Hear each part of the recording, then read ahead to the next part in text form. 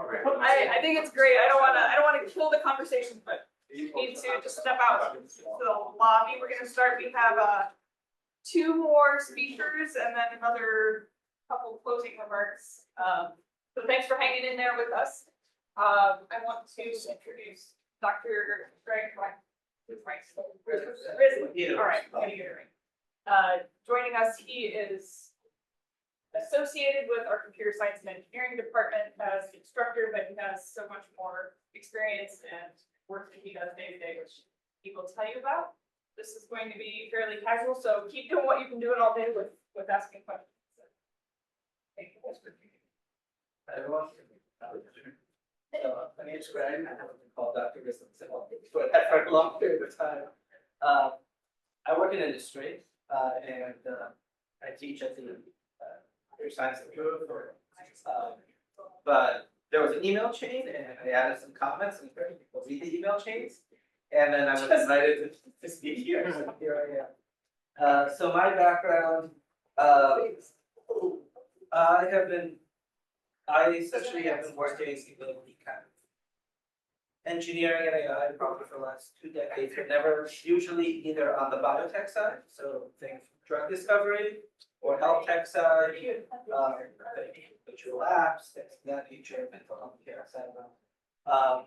Last 5 years, so COVID, about July or so, I was working for a company called Compass Pathways. They are in phase 3 clinical trials, psychedelics for serious mental illness. So things treatments of depression, anorexia, things of that nature. Yes. Treatment. Diseases that don't have what we call good front-line treatments. And as of Monday, I am now the Chief Data and AI Officer at Blue Shield Field, which is a major health provider for healthcare in the US, which is quite different than the EU, where it's been the last 5 years. And so my roles usually include, my teams usually include engineering teams, so data engineering, UX, DevOps, things of that nature.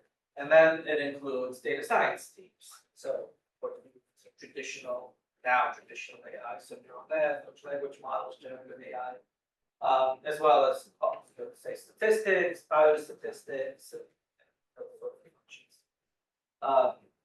And I think I got flagged for this talk when I was debating like how my teams use tools like Cursor or Claude Code or Gemini or a whole bunch of these other kind of resources that have come about in the last 3 years, let's say, and what kind of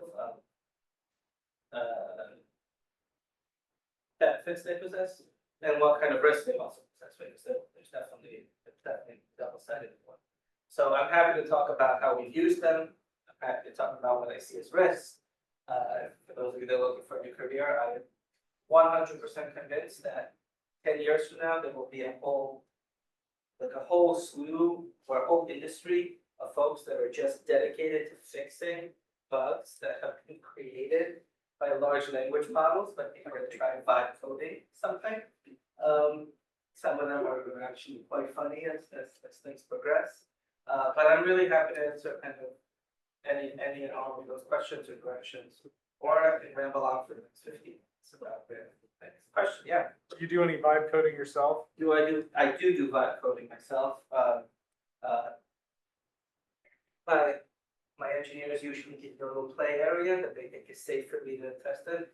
They don't know I have global admin access, but whatever. I try not to lock in. But yeah, vibe coding is very useful, right? You can make a prototype really quick. And Figma, for instance, has figured this out, right? They have a whole conference in San Francisco. Every so often you show up and you go from design and now it's built right into their portfolio. You get a button, generates. Does it work? Question back there. So kind of along this line of vulnerability discovery when it comes to AI generated code. I went to a talk earlier this year at DEF CON, and they brought up the point of a lot of vendor solutions to vulnerable AI created code is then to create AI pen testing tools that pen test that vulnerable code.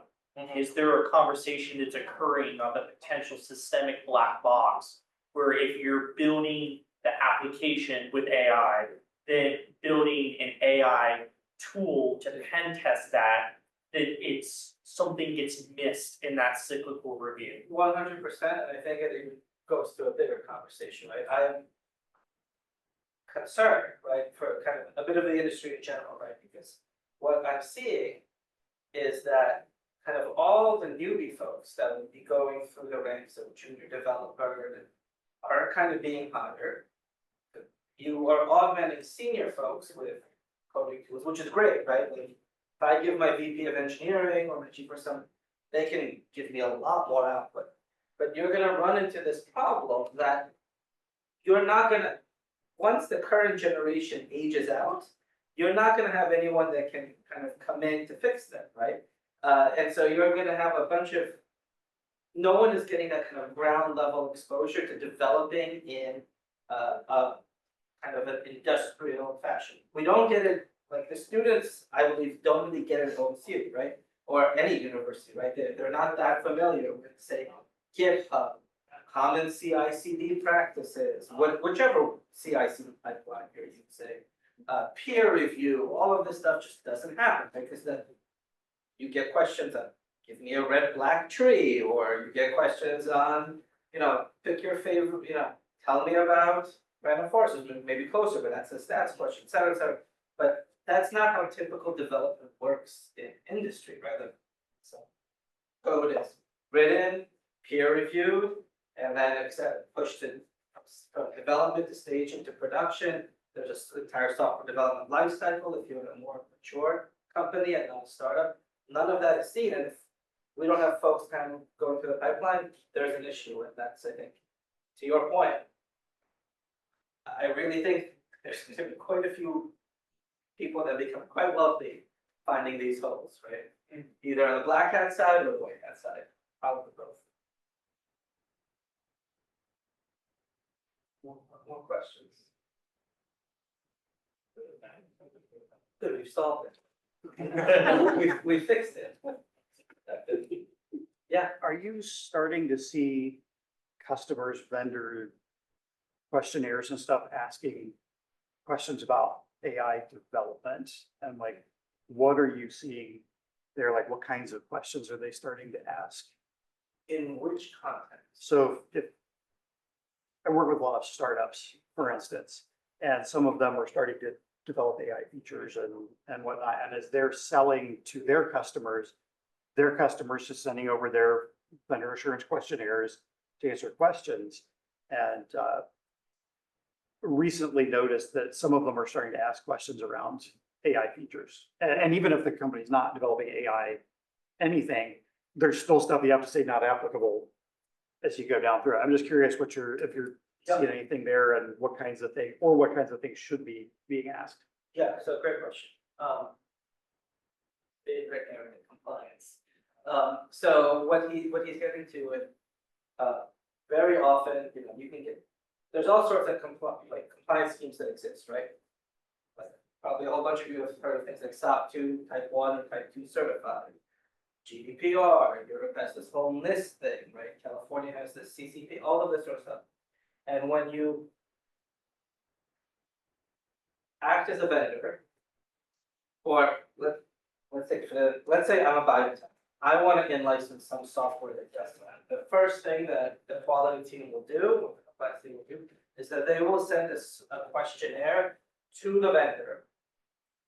That could be someone like Microsoft that will tell you to F off if there's a public documentation, go read it. To all the way to like a small startup that is providing an AI service, and they will spend weeks answering a question, and the compliance team will I don't know what to even do with this, but they have to over it. And they will have all these, like, which models do you use? Give me your system architecture. What other vendors do you use, et cetera, et cetera, et cetera. And the whole point of this is so then you can qualify a vendor, say it is appropriate to use for our system. AI is a big topic in that. Data architecture is a big topic of that. And more I'm seeing, and it's getting accepted, is you just say this is private confidential information. Like I will not disclose how I train my model. I will not disclose my internal server architecture outside of like a very generic, here's my VPC, and you know nothing what goes inside of it. And companies kind of have to accept it. How much you're able to do that depends on who you are in the tech stack, right? Are you AWS, are you a Databricks, or are you a startup at Palo Alto with 1 employees, right? Are chasing $1 dollar. But the questions are being asked, especially in compliance heavy industries. Biotech, pharma, automotive, etc. Question? Yeah. Do you think in future there would be compliance regulations over AI? I think they're trying to get compliant. Well, we were trying to.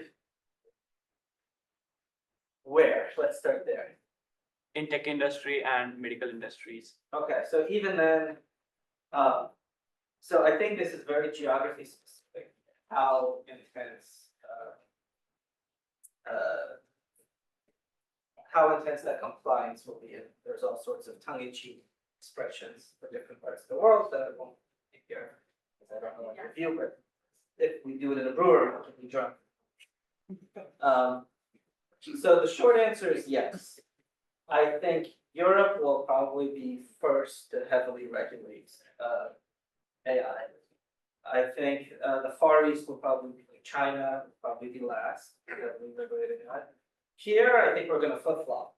And we already have, right? We were starting to regulate AI, then the new administration came in, now we're trying to figure out how do we deregulate AI. So I have no knowledge, right? But apparently we can't have Tylenol anymore either, so I don't know. So, but yes, there will be, how effective it will be, I do not know, because when I compare for, like I said, I work mostly in biotech and healthcare, like it's fairly easy for me to regulate something like CRISPR, right? To do CRISPR and genomic editing, I need a lab, I need reagents, I need people, I need sequencers, I need pipette, the whole, like, I'm $10 million in before I can really start playing with CRISPR, right? To play with AI, I need a laptop, right? So almost anybody can do it, and it's a lot harder to regulate. So take that for what you want. Question. I wanted to understand better successful roles for large language models in the various, in your group, and maybe some points that just comment on various roles for models and successful. Yeah. How about I give you two that came up? One in a product setting and one in a, so successful role for a large language model is on the developer side, just developer augmentation, right? You can really easily deploy Claude code, even in a terminal. So do it in a robo machine, and all the stuff, like all the detritus that one would have to write manually before, now just gets kind of automated away. And for all that regular boring stuff, it's really great, right? Because I don't have to remember the format of every function call if I'm playing in scikit-learn or some other package or machine learning. They'll just give it to me. I have to understand what I'm doing. The part that it unbelievably fails in is when I get to that, like, not me, my team gets to that 10% of the, which is like the actual logic of the application, where it's trying to do something of use, and it's not Stack Overflow and up the wazoo, where you can go and look at 100 other examples of this. It fails almost instantly. And kind of the developers that are good are the ones that realize I can take it here and no further and proceed. Great use case for my thought. Here's another on the product side. I was consulting for a company, and they bring together boards of directors, right, from various industry groups to come chat, talk about the shit they're all facing. Oh, I'm sorry, so I apologize. I'm forgetting. That's the terrible things that they're all facing in the industry, right? And they record these, and they make like Word documents that summarize all of them. And they've been doing this for years and years and years. And so they have like tens of thousands of these, right? Because they have several every week, it's the accumulates. and they wanna be able to query it. You drop in a RAG system on top of that, it's like designed to do it, and it queries it far easier for them to search than anything else that exists, right? And a lot of the AI tools are becoming commoditized, right? From RAG to code development to all of it. To go from A to B, 3 days from start to finish, right? But now the price quotes that they got to do that varied, so I do think there's a bit of slave core that's being peddled in the industry for those that are not, but I think that will wash out. Yeah, very question, yeah. There's been a recent explosion in the viability of local LLMs, especially running on consumer grade hardware. Do you see that as being something that's going to continue to grow exponentially, or potentially an area that could fizzle out just due to the limitations of the hardware and technology of these smaller models, where it's going to force people back into these larger data-centric environments? So future-looking technology. I wish I could do future-looking technology prediction live. I would be sitting in my on my mansion with bees instead of talk. But so 2 things. I think pure LLMs, just like that are token text based. I think those are probably going to get easier and easier to deploy. For the most part, because the kind of late stage commercial models now have essentially vacuumed up every piece of text that there is available to vacuum up and have trained on, right? They've kind of reached the limit, and that's why you get all this stuff about, the dead web, where just AI is talking to AI to generate more content. But that's, I think, where we still have a gap is where you're going to get kind of these multimodal generative models that ingest video, ingest audio, ingest also, ultrasonic, LiDAR, all of that sort of stuff, because that is a very, very rich source of data. And the compute power there, plus the text, is still massive. Text-based kind of stuff can go on Hugging Face and download a pretty good model. Is it as good as GPT-5? Probably not. Will it be very close to it? Probably. I would bet so. Because we just kind of exhausted the training set, I think. Could be wrong. Been wrong before. More questions? Great, thank you so much.